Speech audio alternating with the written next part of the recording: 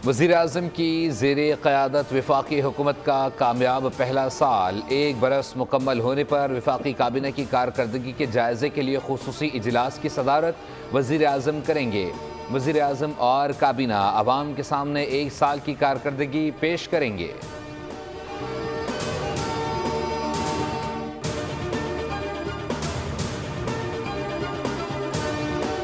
आलमी मालियाती इदारे IMF के वफ़द की वज़ीर ख़जाना मोहम्मद औरंगज़ेब से मुलाकात। वज़ीर ख़जाना ने IMF को पाकिस्तान की माशी सूरत हाल और माशी इस्लाहात के एजेंडे पर ब्रीफ किया।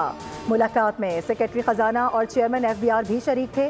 पहले मरहले में IMF वफ़द के साथ तकनीकी सतह के मुज़ाकरात होंगे। पाकिस्तान और IMF के दरमियान क्लाइमेट फाइनेंसिंग पर भी बातचीत होगी। जायज़े की कामयाबी पर पाकिस्तान को तकरीबन $1 अरब की अगली किस्त जारी की जाएगी।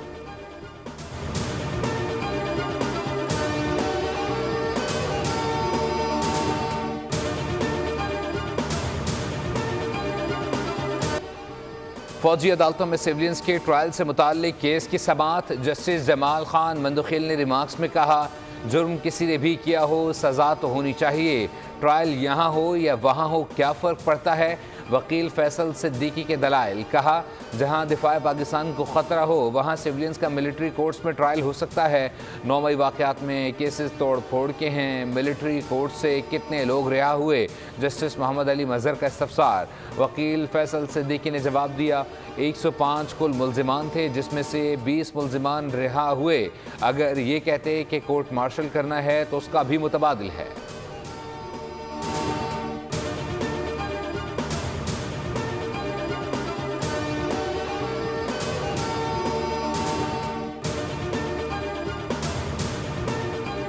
इलेक्शन कमीशन में PTI intra party election case 8 अप्रैल तक मुलतवी कर दिया गया। अकबर एस बाबर ने इलेक्शन कमीशन ऑफिस के बाहर कहा कि PTI इस वक्त घुसपैठियों के कब्जे में है। इलेक्शन कमीशन ने भी सुप्रीम कोर्ट में इंट्रा पार्टी इलेक्शन को मुतनाज़ करार दिया।